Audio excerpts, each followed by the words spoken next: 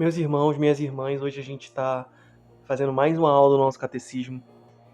Espero que vocês estejam com saudade. Eu já estou aí há quase uma semana sem postar nenhum vídeo, pela correria do dia a dia, tá? Mas é muito importante que a gente mantenha esse momento de estudo da nossa catequese. Nós paramos, tá? Vou pegar aqui. No parágrafo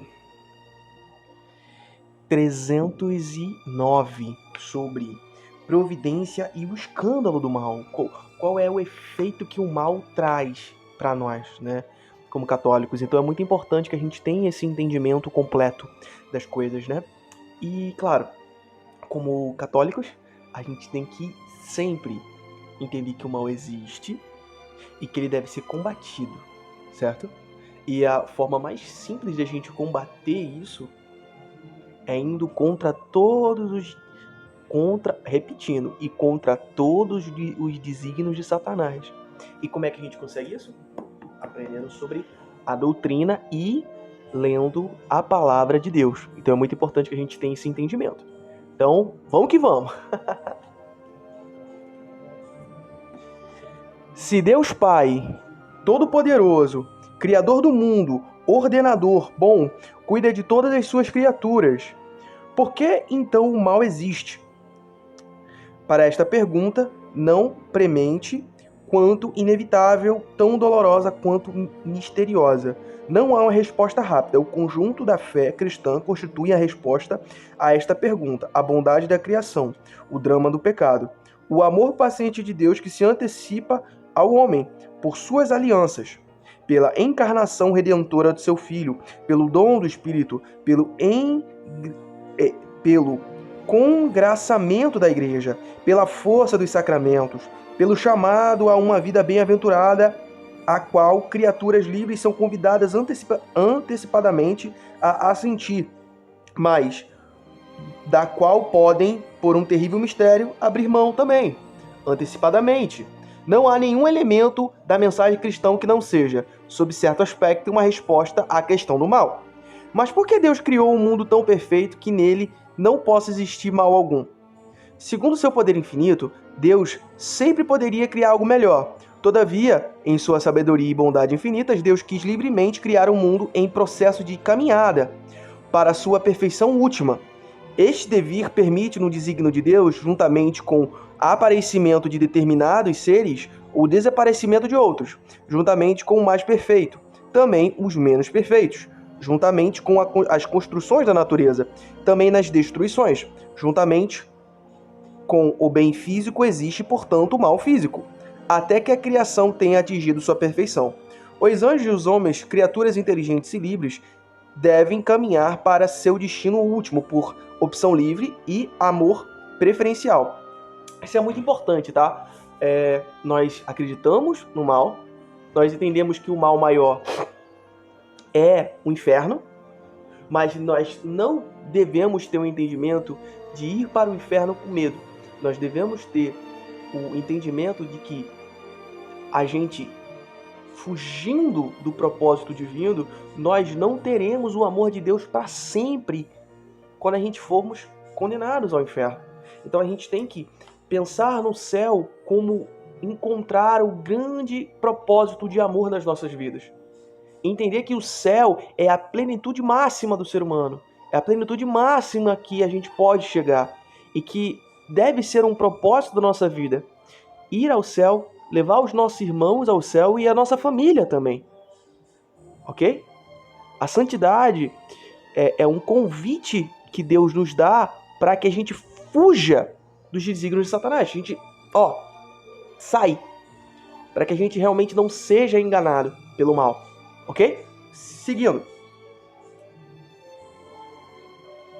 Assim, com o passar do tempo, pode-se descobrir que Deus, em sua providência toda-poderosa, pode extrair um bem das sequências de um mal, mesmo moral, causando por suas criaturas. Não fostes vós que me enviastes para cá, meu Deus? Vós planejastes fazer o mal contra mim? Deus, porém, converteu-o em bem, Exalta-me para a vida a um povo numeroso. Isso é referente a Gênesis 45, versículo 8, e Gênesis 50, versículo 20. Do maior mal moral jamais cometido, a saber, a rejeição e homicídio do Filho de Deus, causado pelos pecados de todos os homens. Deus, pela superabundância de sua graça, tirou o maior dos bens, a glorificação de Cristo e a nossa redenção. Com isso, porém, o mal não se converte em um bem. Sabemos que tudo contribui para o bem daqueles que amam a Deus. O testemunho dos santos não cessa de confirmar esta verdade. Santa Catarina de Sena, escutem com atenção. Aqueles que se escandalizam e se revoltam com o que lhes acontece, tudo procede do amor que está ordenado à salvação do homem. Deus não faz nada que não seja para esta finalidade. Santo Tomás More, pouco antes do seu martírio, consola sua filha: não pode acontecer nada que Deus não tenha querido. Ora, tudo que Ele quer, por pior que possa nos parecer, é o que há de melhor para nós. Lady Juliana de Norwich. Aprendi, portanto, pela graça de Deus, que era preciso apegar-me com firmeza à fé e crer com não verás que qualquer tipo de circunstância servirá para o bem. Cremos firmemente que Deus é o Senhor do mundo e da história. Contudo, os caminhos de sua providência nos são muitas vezes desconhecidos. Só no final, quando acabar o nosso conhecimento parcial, quando virmos Deus face a face, teremos pleno conhecimento dos caminhos pelos quais, mesmo por meio dos dramas do mal e do pecado, Deus terá conduzido sua criação até o descanso desse sábado definitivo, em vista do qual criou o céu e a terra. Vamos agora para o céu e a terra. O símbolo dos apóstolos professa que Deus é o Criador do céu e da terra, e é o símbolo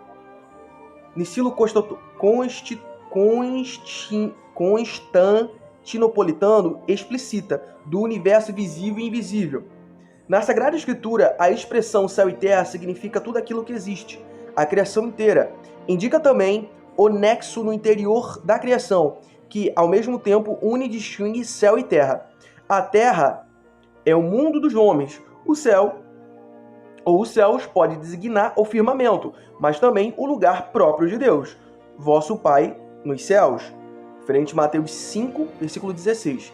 E por consequência também o céu, que é a glória escatológica. Enfim, a palavra céu indica o lugar das criaturas espirituais, os anjos, que estão ao redor de Deus.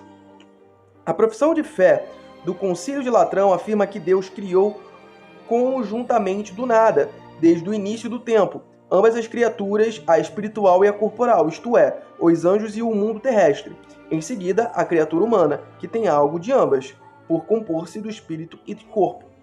Anjos. Vamos lá. A existência dos anjos, uma verdade da fé. A existência dos seres espirituais não corporais, que a Sagrada Escritura chama habitualmente de anjos, é uma verdade da fé. O testemunho da Escritura a respeito é tão claro quanto a unanimidade da tradição. Quem são os anjos? Santo Agostinho diz a respeito deles: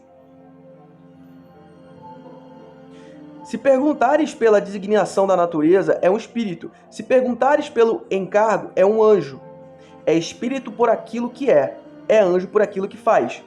Por todo o seu ser, os anjos são servidores e mensageiros de Deus, porque contemplam sem cessar a face do meu Pai que estás nos céus. Isso é referente a Mateus 18, versículo 10. São heróis fortes que executam suas ordens obedecendo sua palavra. Salmo 103, versículo 20. Como criaturas puramente espirituais, são dotadas de inteligência e de vontade. São criaturas pessoais e imortais. Superam em perfeição todas as criaturas visíveis. Disto dá testemunho o brilho de sua glória. Isso é quando a gente vê todas as aparições angelicais são gloriosas, né? Então, as aparições angelicais, muitas das vezes, a gente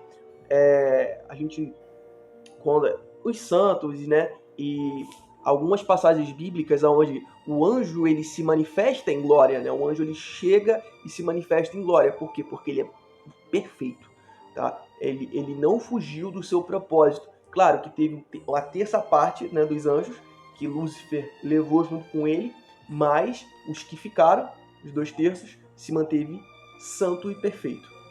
Ok? Vamos lá. Cristo, com todos os seus anjos. Cristo é o centro do mundo angélico. Os anjos são seus, quando o Filho do Homem vier em sua glória acompanhado de todos os anjos. Isso daí é referente a Mateus 25, tá? Versículo 31. São seus, porque foram criados por e para ele. Pois é nele que foram criadas todas as coisas no céu e na terra. Os seres visíveis e invisíveis, tronos, dominações, principados, potestades, tudo foi criado por ele e para ele.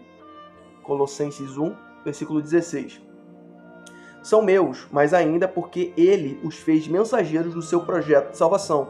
Não são todos eles espíritos servidores, enviados a serviço daqueles que deverão herdar a salvação. Hebreus 1, versículo 14. Eles aí estão desde a criação e ao longo de toda a história da salvação, anunciando de longe ou de perto toda a salvação e servindo aos desígnios divinos e a sua realização. Fecha um paraíso terrestre. Protegem Lot.